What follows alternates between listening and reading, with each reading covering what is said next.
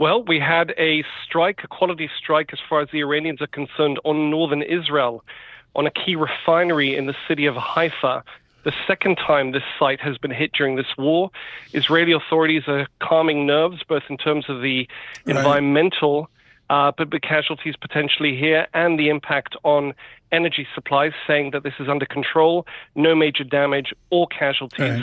Nonetheless, in this, the fifth week of the war, many Israelis will be jarred by what appears to be a sustained cycle of fire, not just from Iran, but also from Iran's ally Hezbollah in Lebanon, where the Israelis are fighting a pretty tough second front, sending in thousands of troops into the south of that country on what appears to be a reoccupation and setting up of a new buffer zone. Surveillance correction, Mr. Williams in Jerusalem this morning. Dan, is Israel going to be on three fronts when you look south to Yemen? Excellent question. The Yemenis, no huge surprise, I shouldn't say the Yemenis, the Houthis of Yemen opened that front a couple days ago, firing twice on Israel, a surface-to-surface long-distance missile, a cruise missile. The Israelis say neither hit home. They were apparently intercepted by missile defenses on the way. What's interesting here is a rather muted response from Israeli officials. They didn't even deign to acknowledge this as a new front. They didn't threaten retaliation as they have done in the past.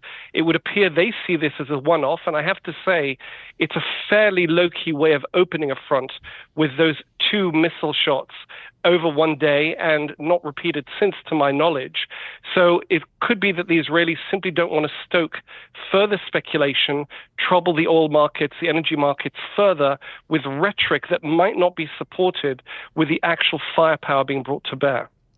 And Dan, there are additional American troops arriving into the theater there. What is the expectations for the potential for any troops, American troops, Israeli troops on the ground in Israel? Is there thoughts that that could happen?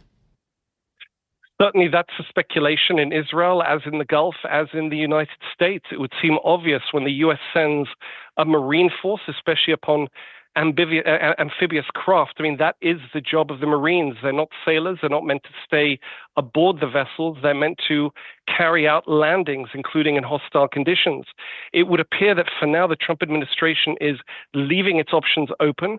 It's carrying a big stick while also talking big about the potential of a climb down here should Iran accept its conditions for ending the war. Those conditions effectively would have Iran submit to the conditions, or I should say the objectives set out by the United States and Israel in going to war. Basically, the Iranians peaceably agreeing to dismantling their nuclear program, what remains of it, the missile program, etc. There's no chance of Iran doing that. 3 intermediary countries met in Pakistan over the weekend in hope of coming out, brainstorming an idea to bring the warring sides together. Significantly, Iran was not at that meeting.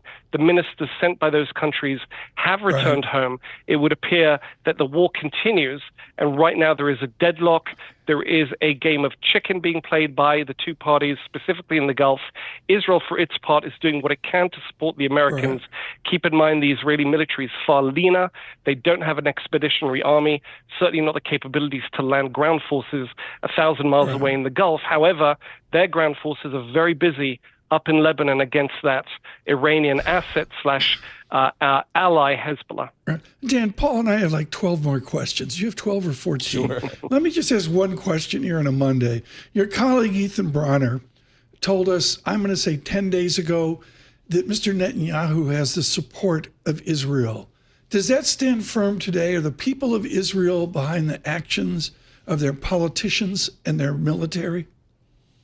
To judge by the polling, to judge by the commentary, to judge by the front pages of the newspapers, yes, there is fatigue setting in. It's worth remembering that last weekend, or 2 days ago, was Palm Sunday over this weekend, and we are 3 days away from Passover, a major Jewish festival. Some people will be celebrating it in bomb shelters.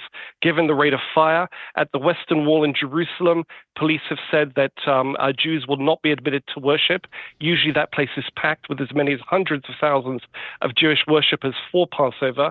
Definitely not the holiday season many Israelis were looking forward to. However, they see this war the majority see this war as the culmination of a war going on for more than 2.5 years now that began with Hamas, another Iranian ally in Gaza, attacking Israel on another day, holiday morning, a Jewish holiday morning, and basically that escalated into a multi-front war against what's being widely described as an Iranian axis. Obviously, Iran sits atop that axis. Many Israelis are saying, let's get the job done. They want to see their military pursue this. They'd certainly like to see Israel's U.S. ally pursue this. That's a major force multiplier for the Israelis, and they're willing to put up with the hardship, disruption to the economy, to the school year, just to a night's sleep and to the holiday, given the number of times people have to descend to bomb shelters. They're willing to put up with that if that's what it takes to get the job done.